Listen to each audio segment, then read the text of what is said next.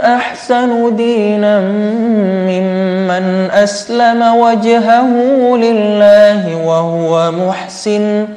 وهو محسن واتبع ملة إبراهيم حنيفا واتخذ الله إبراهيم خليلا.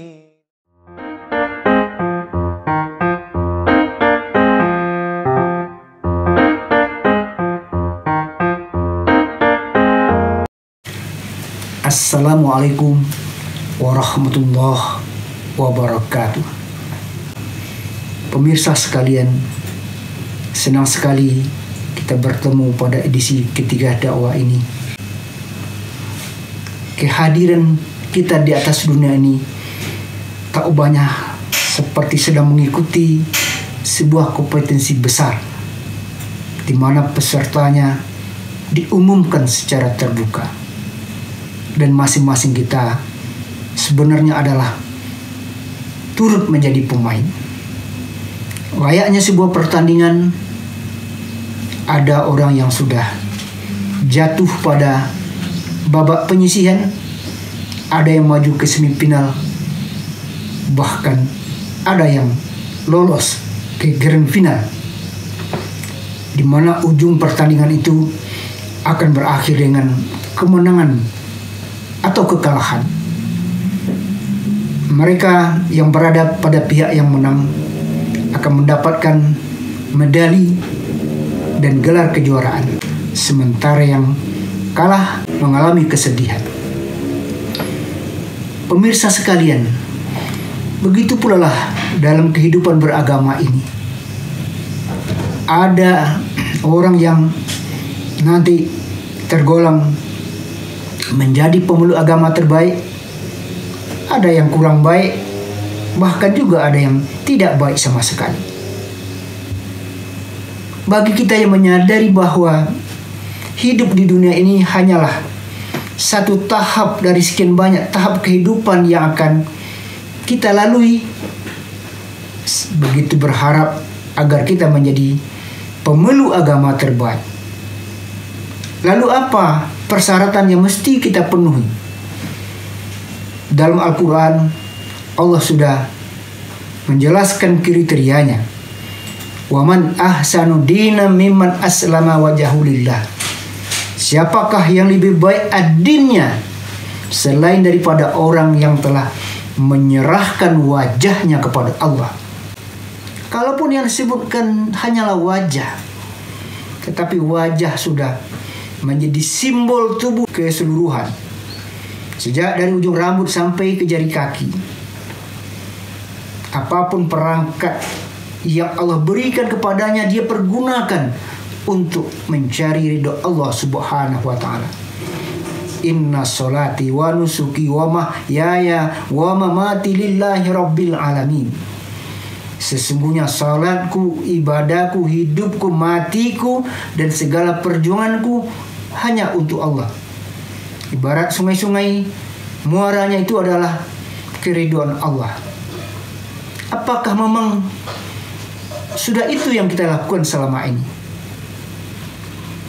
Atau apa yang kita kerjakan hanya sekedar untuk kepentingan pribadi kita saja, kebutuhan keluarga saja, kepentingan kelompok saja? Jangan-jangan yang kita kerjakan itu apa yang sudah disenangi oleh setan. Ini yang pertama. Kemudian wahuwa muhsin, mereka selalu berbuat kebaikan. Mana perbuatan baik dan mana pula yang buruk, pada umumnya kita juga sudah tahu, dan itu sudah digariskan di dalam Al-Quran dan Sunnah Rasulullah SAW. Semua kita ada potensi untuk melakukan itu. Falhamaha fujurha wa taqwaha. Siapapun orangnya, kata Allah, ada ilham untuk melakukan kedurhakaan, melakukan kejahatan, ataupun untuk meniti jalan takwa. Kalau yang buruk-buruk itu yang kita kerjakan, akhirnya kita akan menjadi seorang penjahat. Tapi kalau yang baik-baik yang kita kerjakan, akhirnya kita akan menjadi orang baik. Dan Allah Subhanahu wa ta'ala juga sudah memberikan tambahan petunjuk kepada kita untuk melakukan kebaikan itu. Di samping ilham, ada juga panca indera, ada juga akal, dan yang lebih penting lagi, Allah sudah menurunkan agama. Syar'a lakum minad din. Allah telah mensyariatkan kepadamu agama itu. Kemudian yang ketiga disebutkan wattaba'a millata Ibrahim hanifah. Mereka yang mengikuti milah Ibrahim yang lurus. Berbicara tentang Nabi Ibrahim sungguh sangat paripurna sekali. Sebagaimana halnya Nabi Muhammad, Nabi Ibrahim juga mempunyai kepribadian yang unggul. Sejak masa mudanya sudah dikenal sebagai seorang pemberani. Bahkan beliau sanggup menghancurkan berhala-berhala yang disembah oleh rakyat ketika itu di bawah rezim yang zalim, yakni Namrud. Ketika Tuhan-Tuhannya sudah hancur, mereka saling bertanya.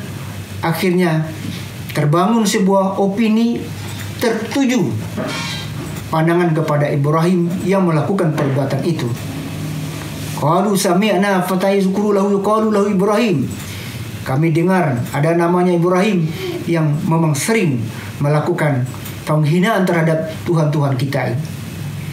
Setelah dikonfirmasi, walaupun secara argumen Nabi Ibrahim berada pada pihak yang benar, Namrud terpojok, tetapi karena kesombongannya tetap kesalahan ditimpakan kepada Ibrahim dan beliau dieksekusi untuk dimasukkan ke dalam tahanan atau penjara api. Tetapi karena Ibrahim istiqamah, teguh pendirian, in tansurullah yansurkum wa yusabbit aqdamakum. Siapa yang mau menolong agama Allah, Allah pun akan menolongnya dan akan mengokohkan kedudukannya. Ibrahim selamat dari siksaan api tadi. Juga dikenal bahwa beliau adalah seorang yang penyabar, termasuk di dalam berharap rahmat Allah. Bertahun-tahun belum lagi dikaruniai anak, sudah menjalin hubungan rumah tangga, beliau tetap optimis bermunajat, Rabbi habli minas shalihin. Ya Allah, karunia aku anak yang saleh. Karena kesungguhan dan kesabaran Nabi Ibrahim berdoa, akhirnya Allah membukakan pintu langit. Doa Nabi Ibrahim diijabah. Bahkan jawabannya direkam di dalam Al-Quran. Fabassarnahum bighulamin halim. Kami memberi kabar gembira kepada Ibrahim dengan lahirnya putra yang soleh, yakni Ismail. Bahkan menyusul lagi Ishak, yang kedua-duanya menjadi nabi dan rasul. Dan sangat banyak lagi watak Nabi Ibrahim ini yang sangat menonjol sekali, bahwa beliau terkenal sebagai seorang yang suka berkorban, melakukan pengorbanan apa saja dalam rangka menjalankan perintah Allah. Beliau korbankan dirinya, perasaannya, hartanya, tenaganya, pikirannya, waktunya, bahkan termasuk anaknya sendiri. Ketika Ismail meningkat remaja, anak kandung sibir dan tulang, cahaya mata, pelita hati, Allah perintahkan untuk dikorbankan. Tanpa ragu-ragu beliau menjalankan perintah ini. Setelah Ibrahim siap untuk melakukan perintah dan Ismail siap untuk menjalankan perintah, akhirnya Allah mengganti pengorbanan itu dengan seekor kibas. Inilah yang Nabi Ibrahim sendiri mengakui, inna hadza lahul bala'ul mubin. Ini adalah ujian yang sangat besar dan beliau lolos dalam menghadapi ujian itu. Sehingga pada lanjutan ayat Allah katakan, Nabi Ibrahim Allah tetapkan sebagai kesayangannya. Jadi kalau kita ingin pula menjadi orang yang disayangi oleh Allah, atau ingin menjadi pemeluk agama yang baik, marilah kita serahkan semua yang ada ini dalam mencari ridho Allah Subhanahu wa taala, yang diikuti dengan melakukan perbuatan baik serta mencontohkan apa yang sudah digariskan Nabi Ibrahim. Allahu a'lam bishawab. Assalamualaikum warahmatullahi wabarakatuh.